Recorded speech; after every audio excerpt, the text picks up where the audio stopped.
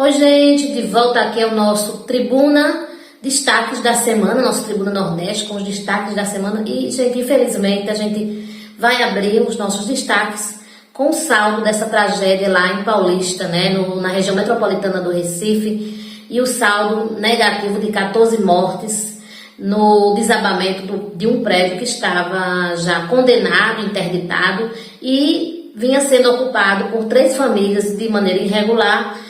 E com as fortes chuvas que vêm atingindo toda a região metropolitana, uma parte desse prédio, desse edifício, veio abaixo e, infelizmente, a gente tem um saldo extremamente negativo com essas 14 mortes. A gente destacou no nosso portal Tribuna Nordeste e a gente coloca agora aqui os vídeos, né, dos alertas aí e dos cuidados que a Defesa Civil do município e a Secretaria de Ação Social vem fazendo já desde sexta-feira, por volta do início da manhã, quando o prédio, né, desabou. Então, atendimento às famílias atingidas e também aos parentes das vítimas. Solta o vídeo aí para a gente acompanhar. A Prefeitura de Paulista, desde o início, né, quando soubemos do desastre, mobilizamos aqui para o local. Toda a Prefeitura está mobilizada, a Secretaria de Defesa Civil está coordenando, junto com a Secretaria de Políticas Sociais e Direitos Humanos, atendendo aos moradores, as famílias, né, estão sendo assistidas para conseguir serem encaixadas em algum tipo de benefício.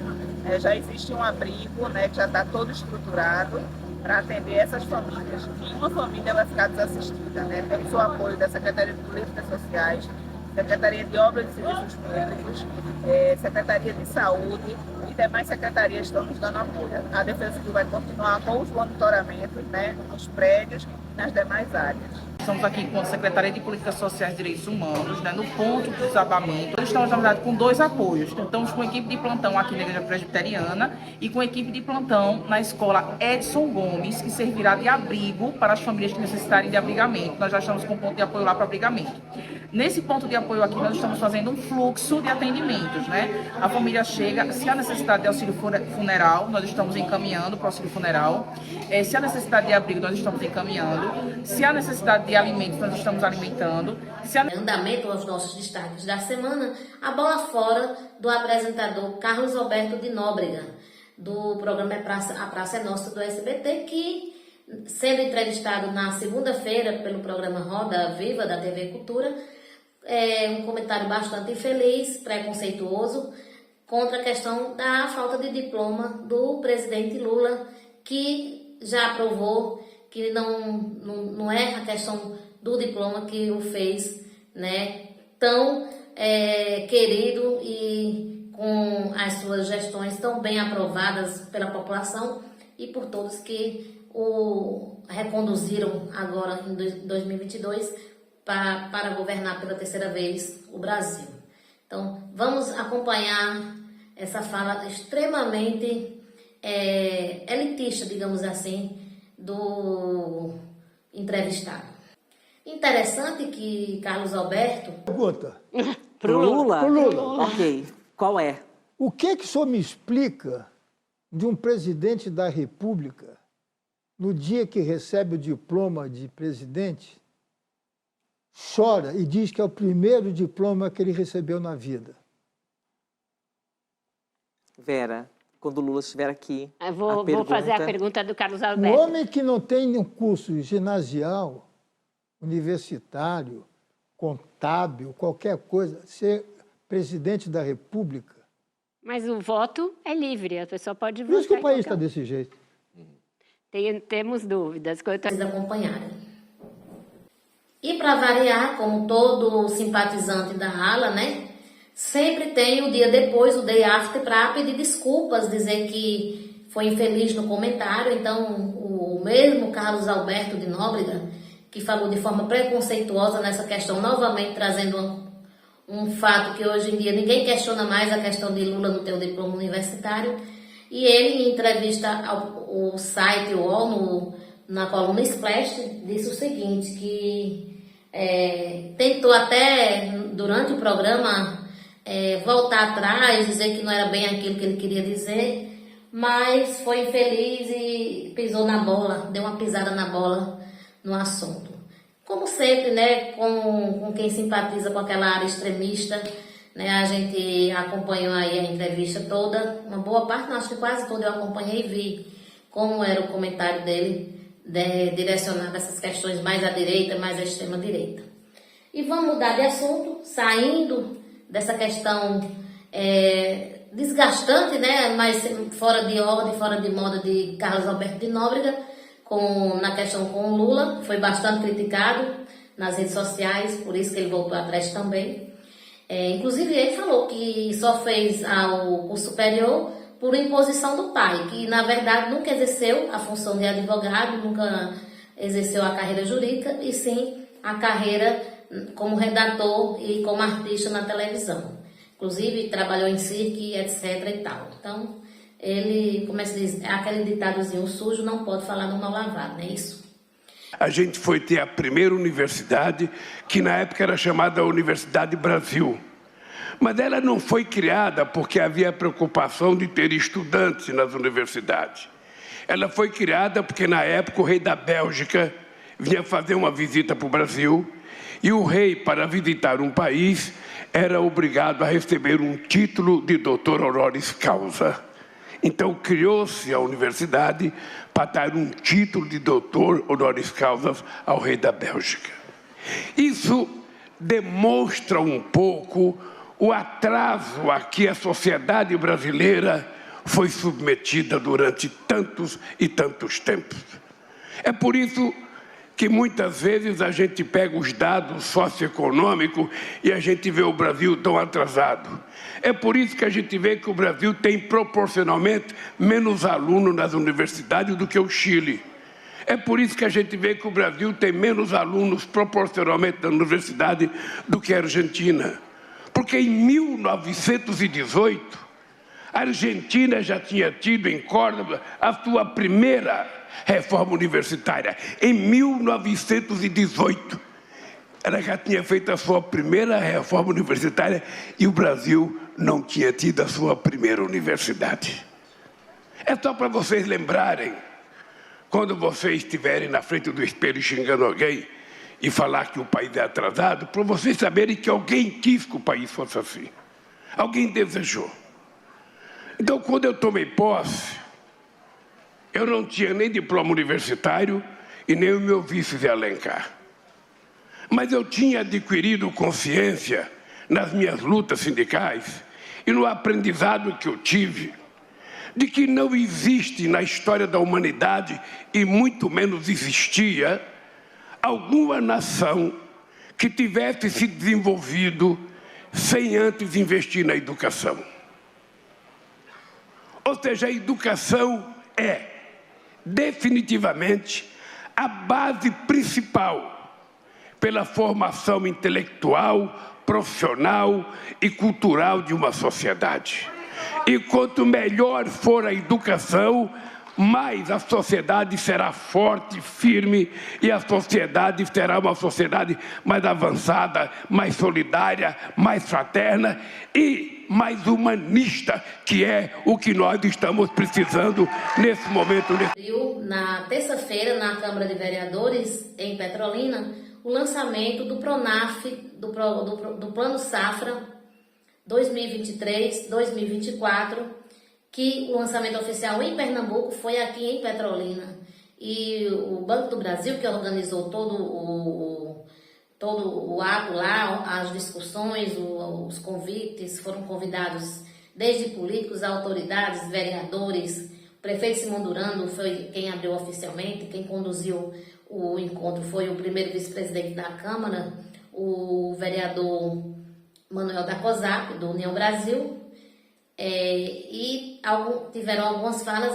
A gente entrevistou o superintendente do Banco do Brasil aqui na região, o André Boss, que falou como é que vai funcionar, a importância de se retomar essas linhas de crédito do Banco do Brasil, nesse aporte que o governo Lula tem encaminhado para fortalecer a agricultura desde o assentado, desde o agricultor familiar até o médio, o grande e o mega. O que é que o governo e o próprio banco pode disponibilizar nessa nova meta, né, para fortalecer essa agricultura que é quem realmente bota comida na mesa do brasileiro? Sim. A gente está muito feliz de estar aqui em Petrolina, né? A Superintendência Regional do Banco aqui, junto com a Superintendência Estadual, fazendo o primeiro lançamento do Plano Safra no estado de Pernambuco. Escolhemos Petrolina pela importância que tem, tanto do pequeno, médio e grande produtor. Um privilégio após, semana passada, né, ter os lançamentos do Plano Safra Nacional, tanto da agricultura empresarial quanto da agricultura familiar, replicar aqui com todas as autoridades, com todos os nossos clientes e parceiros, né, e produtores rurais que realmente, como você falou, põe a comida na mesa do brasileiro. É um prazer enorme lá anunciar os números e ver que é o maior Plano Safra da história desse país. Muito feliz mesmo por estar aqui e que vocês estejam aqui nos assistindo. E Petrolina, por ser um dos exemplos, né, bem-sucedidos nesse segmento, né, André? O Vale de São Francisco, ela traz uma condição muito enriquecedora para a agricultura, que começa desde o pequeno, na área irrigada, e vai até o grande. Há ainda também a parte sequeira para expandir também, mas a Petrolina, ela é o município que mais cresceu, é o município que mais se desenvolveu na agricultura e na pecuária, e ela trouxe consigo essa importância regional. Então, se fala de agricultura e pecuária, se fala aqui. E o Banco do Brasil tem hoje mais da metade do mercado aqui, juntos em bolso do Plano Safra, nada melhor do que aqui, né? Para a gente anunciar os números maravilhosos que vieram para contemplar isso no Plano Safra 23-24. Também ouvimos o gerente, né, de agronegócios do Banco do Brasil, Milton Júnior, que revelou que as linhas de crédito já estão disponíveis. Quem já tiver interessado já pode procurar, são linhas de créditos bastante diferenciadas, é um reforço do governo federal para que o país volte à produção, a produzir alimentos principalmente, para ver se retoma aquele momento de crescimento do país e os preços. Encerrando aqui a nossa cobertura, né, do lançamento do plano Safra aqui em Petrolina. Estou com o Milton Júnior, ele é o gerente de negócios, né, da Superintendência do Banco aqui. Milton, de fato, na prática, como é que vai funcionar? Quando é que o agricultor vai ter acesso a as novas regras, ao crédito, porque tem um crédito aí envolvido? Diga aí, assim, deixe bem explicadinho para nossa audiência aqui e nossos leitores. Legal. Hoje a gente fez o lançamento oficial em Petrolina, né? A retransmissão, a republicação aí do lançamento que a gente fez na última sexta-feira, ele já está vigente. Qualquer produtor rural, pequeno, médio ou grande, né, da agricultura familiar, que a gente tem um carinho, uma atenção muito especial ao grande produtor, pode procurar o Banco do Brasil, que a gente já está com os principais programas e linhas de financiamento, acolhendo as propostas, conduzindo os negócios e apoiando financeiramente em soluções para segurança, mitigação do risco e para serviços financeiros em geral, cada um dos nossos produtores rurais. Então venha para o Banco do Brasil, nos procure, que a gente está de portas abertas para atender todo e qualquer produtor e melhorar e apresentar as melhores opções para o negócio dele. Vocês têm expectativa do público que vocês pretendem alcançar? Sim, já fizeram um estudo em cima disso, de quantas pessoas devem fazer essa adesão ao novo plano? Olha, a gente, em números absolutos, eu não tenho agora em mãos, mas assim, a gente costuma alcançar o nosso share hoje, passa de 50% de tudo aquilo que é liberado, né, aqui na mesorregião de São Francisco Pernambucano, e a gente espera alcançar aí 100%, a gente gostaria de alcançar 100% dos nossos produtores. A nossa disponibilidade de abertura é para 100% desses produtores. Claro que tem muito produtor que ainda opera e se limita a operar só com recurso próprio, mas a nossa expectativa aí nesse Plano Safra é poder, com as nossas portas abertas, tá recebendo todo e qualquer produtor que precisar do nosso apoio financeiro aqui em Pernambuco, aqui em Petrolina e aqui no Vale de São Francisco. Valeu. O Plano Safra foi lançado oficialmente pelo presidente Lula no início do mês. E ele anunciou um aporte de 240 bilhões, né, de recursos para serem destinados a todo esse reforço, nesse esforço do governo federal em reconstruir o país depois da tragédia que foi o governo Bolsonaro. Então, e aí a agricultura, como a agricultura aqui no Vale do São Francisco é modelo, aqui em Pernambuco foi por aqui que o novo Plano Safra foi lançado nessa semana, e a gente destaca aqui, né, entre os assuntos de maior evidência no nosso portal Tribuna Nordeste na semana. Continuando em processo de votação, da semana, aqueles companheiros e companheiras que aprovam a decretação da greve hoje da Rede Estadual de Ensino para ser deflagrada no dia 25 com a Assembleia pela manhã, por favor, levantar o braço.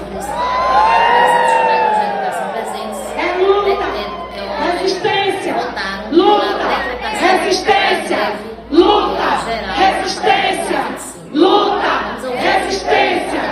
Obrigada, companheiros e companheiras. Os contrários, abstenções, sem nenhum voto contrário, sem nenhum voto contra, declaramos que a Rede Estadual de Ensino de Pernambuco foi a aprovação, depois de 30 anos, da reforma tributária aqui no Brasil. Então, inclusive, toda a classe econômica, política, esteve em consenso para aprovar, depois de várias discussões. O relator, o deputado federal da Paraíba, do PP da Paraíba, Agnaldo Ribeiro, manteve um esforço concentrado, conversando com governadores, com prefeitos, para chegar no consenso e levar na quinta-feira, na verdade, o texto final, que foi aprovado em 2 turnos. A votação final acabou na madrugada de quinta para sexta, com mais de 380 votos a favor, contra 113 votos contra. Destaque para a orientação do ex-presidente inelegível Jair Bolsonaro, que orientou a sua bancada a votar contra, mas mesmo assim, dos 99, 20 deputados do Partido Liberal votaram a favor da reforma. Inácio Lula da Silva. E a gente chega na sexta com outra informação. Deixa eu chegar aqui. A gente chega nessa pauta política com mais uma informação, e agora vindo do recado de Lula do presidente Lula para o Centrão, nessa questão da guerra, da disputa pelo Ministério da Saúde. Lula deixou bem claro na abertura da Conferência Nacional de Saúde que o presidente, a pasta do Ministério da Saúde é de sua incumbência, que é a menina dos seus olhos. Ele disse: pode ficar tranquila, Nízia, que o Ministério da Saúde é do presidente Lula. Fui eu que coloquei e sou eu que vou tirar quando eu quiser. Vamos ouvir essa fala do Lula na Conferência de Saúde, lá que está acontecendo em Brasília, 17ª Conferência. Roda VT. A semana passada, eu liguei para a Nízia. Eu tinha visto uma pequena nota no jornal, de que tinha alguém reivindicando o Ministério da Saúde. Eu fiz questão de ligar para a Nízia, porque eu ia viajar para fora do Brasil. Eu disse: Nízia, vá dormir e acorde tranquilo, porque o Ministério da Saúde é do Lula, foi escolhido por mim e ficará até quando eu quiser. E eu tenho certeza que poucas vezes na vida a gente teve a chance de ter uma mulher no Ministério da Saúde para cuidar do povo com o coração, como a mãe cuida dos seus filhos. Do nosso entorno.